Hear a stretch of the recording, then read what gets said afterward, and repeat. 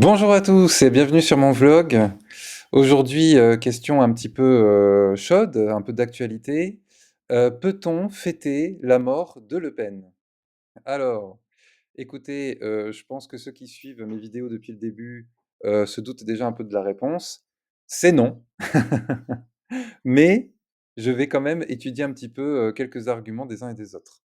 Si on regarde attentivement pourquoi, certains ont fêté la mort de Le Pen?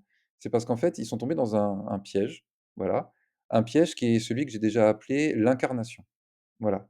C'est-à-dire qu'à leurs yeux, Jean-Marie Le Pen n'est pas un être humain, c'est l'incarnation, du racisme et de l'homophobie et de tout ce que vous voulez, d'autre à côté, voilà. Parce qu'il a un peu cumulé, hein, Jean-Marie Le Pen. Bon. Mais en fait, c'est un piège énorme. Alors je sais que tout le monde tombe dedans en ce moment et que c'est très à la mode, mais il faut vraiment si on veut être un peu intelligent, un peu nuancé, un peu rationnel, il faut sortir du piège de l'incarnation. En fait, ce n'est pas le racisme et l'homophobie qui sont morts, c'est un être humain et un citoyen qui s'appelle Jean-Marie Le Pen. Ça serait pratique, hein, que le racisme et l'homophobie et l'islamophobie et tout ce que vous pouvez, dire d'autre, meurent en même temps, mais ça marche pas comme ça. En fait, ça ne fait même pas reculer le racisme que Jean-Marie Le Pen soit mort, pas du tout. En fait, ça n'apporte aucune amélioration supposée à, la société française. Absolument pas. En fait, rien n'est mort si ce n'est Jean-Marie Le Pen. Le racisme, l'homophobie, l'islamophobie et cetera, tout est toujours là. Ça ne s s i Donc il y a pas de joie à avoir, absolument pas. Il y en a qui pourraient dire: «C'est une voie du racisme qui s'est éteinte», mais il y en a plein d'autres et de nouvelles arrivent en permanence. À chaque fois qu'une, voix s'éteint, une autre arrive, et si ça se trouve, il y a même de plus en plus de voix et ce n'est pas l'extinction de la voix de Jean-Marie Le Pen qui va empêcher de nouvelles voix, si ça se trouve encore plus nombreuses, d'apparaître. En fait, heu, ce n'est pas en fêtant la mort d'un raciste qu'on lutte contre le racisme. Au contraire, au contraire. Parce qu'en fait, la seule chose, que vous faites en fêtant la mort de Le Pen, c'est montrer un visage assez horrible. Voilà. C'est-à-dire que, vous montrez que vous n'avez aucun respect pour un être humain à partir du moment où il ne partage pas vos idées. Et ça, normalement, c'est ce qu'on reproche à des dictateurs ou des tyrans. Il faut garder son statut d'être humain à quelqu'un qui ne partage pas vos idées. Alors après, il y en a qui pourraient me dire: «Non mais Jean-Marie Le Pen, ce n'était pas seulement un homme politique, c'était aussi un délinquant qui a été condamné à 21 reprises et c'était même un criminel puisque, il a torturé, il a admis qu'il avait torturé des Algériens pendant la guerre d'Algérie». Soit, mais ça change rien. Les délinquants et les criminels sont des êtres humains aussi. Donc en fait, nous devons montrer, du respect pour tous les êtres humains. Et attention, hein, le respect, ça ne veut pas dire de l'admiration, ça ne veut pas dire de la justification, ça ne veut pas dire du pardon, d'accord? Moi, je n'admire pas du tout Jean-Marie Le Pen, je suis pas du tout d'accord avec lui, je ne partage pas ses idées. Alors peut-être que si je creuse, je vais trouver peut-être une phrase qu'il a dit un jour avec laquelle je vais être d'accord, mais ça ne veut pas dire que je cautionne, ses discours. Voilà. Heu, donc je n'ai rien de tout ça comme sentiment positif envers, Jean-Marie Le Pen, mais j'ai au moins du respect. Si vous ne savez pas faire la différence entre respect et admiration, entre respect et pardon, entre respect et justification, si tous les gens qui déclarent respecter, Jean-Marie Le Pen ou respecter le deuil de ses proches, si à chaque fois que quelqu'un dit ça, vous l'accusez, d'être complice des délits et des crimes de Jean-Marie Le Pen, vous êtes complètement hors sujet. Alors le français est censé être notre langue maternelle, donc tout le monde est censé enfin, tous les gens dont le français est la langue maternelle sont censés maîtriser le sens des mots, un minimum, et il faut réviser le sens du mot respect, je pense. Voilà. En fait, par respect, vous ne faites que reconnaître, c'est déjà beaucoup, son caractère d'être humain et son caractère de citoyen à Jean-Marie Le Pen. Voilà.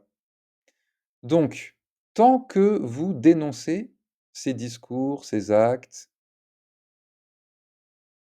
que vous combattez ses idées, dans un sens large, il y a pas de problème. C'est le jeu de la vie en politique, en démocratie. Bon.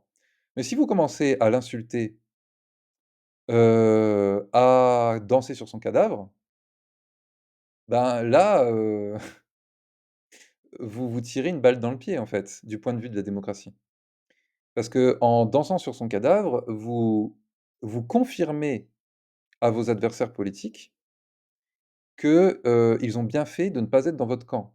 Parce que personne n'a envie d'être, en tout cas personne de raisonnable, personne de sensé n'a envie d'être dans le même camp que des gens qui dansent sur des cadavres.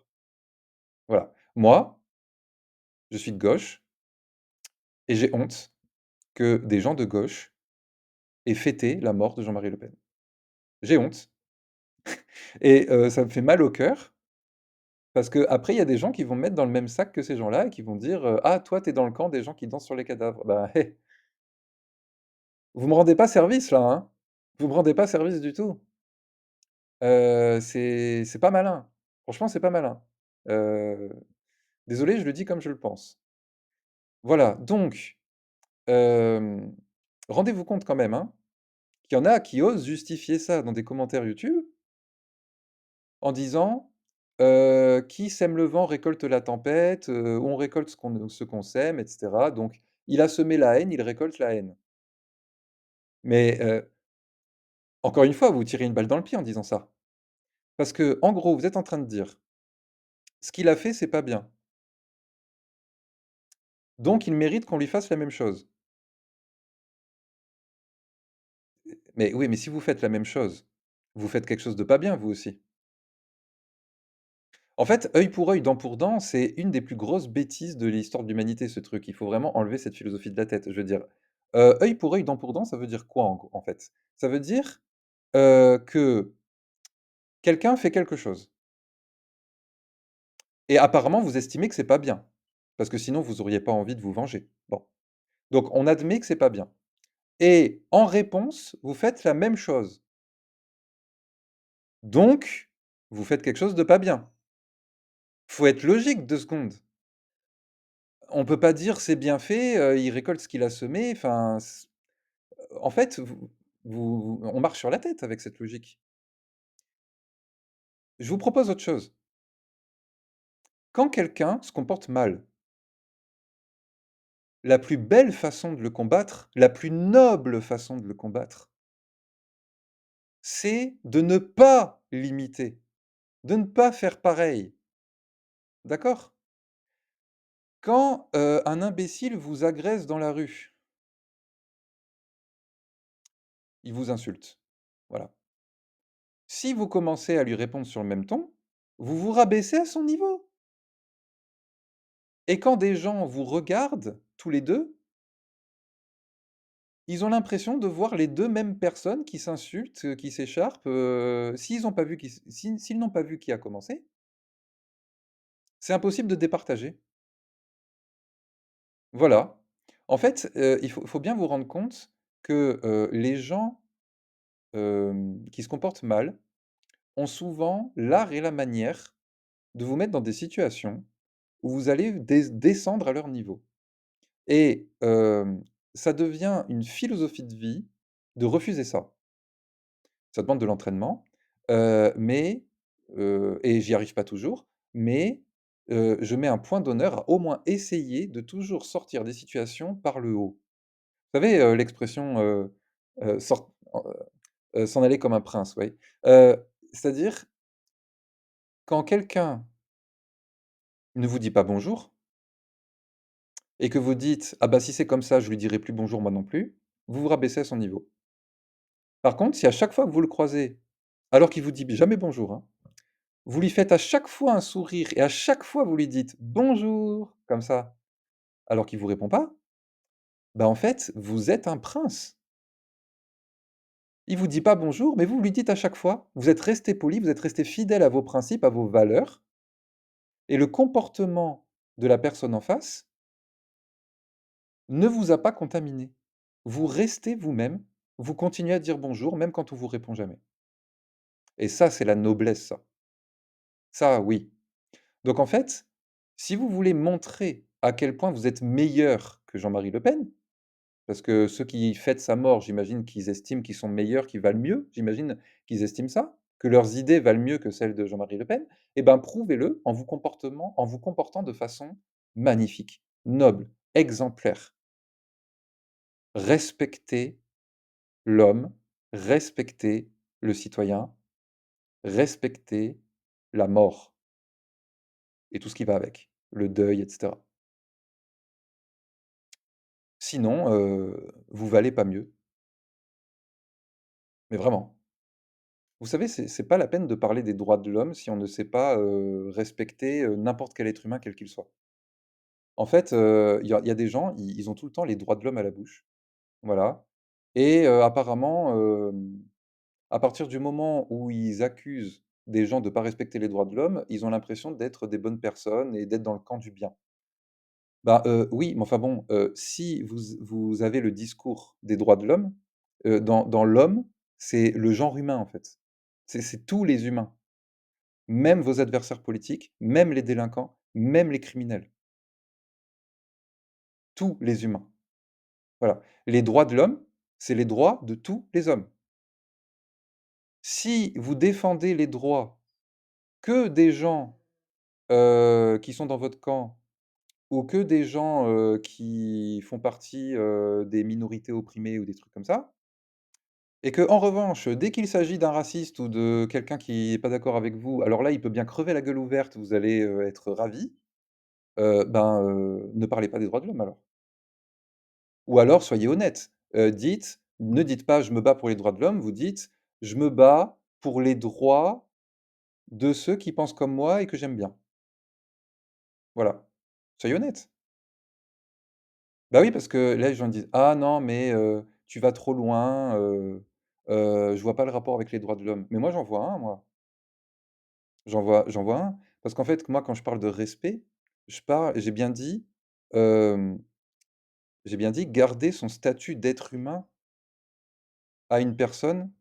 Même si elle est délinquante, criminelle ou d'un bord politique différent du vôtre. Être humain, donc droits de l'homme. Voilà. Si vous ne n'avez pas le respect minimal pour, n'importe qui, vous n'êtes pas fidèle à vos valeurs quand vous parlez de droits de l'homme. Voilà, tout simplement. Alors oui, je vais loin, mais en fait, pour moi, dans ma tête, tout est clair, tout est logique et j'ai bien réfléchi à la question, hein. C'est pour ça que j'ai mis plusieurs jours à faire cette vidéo. Est-ce que, tous ceux qui ont fêté la mort de Le Pen ont réfléchi, autant que moi avant d'aller, danser et chanter? Je suis pas sûr.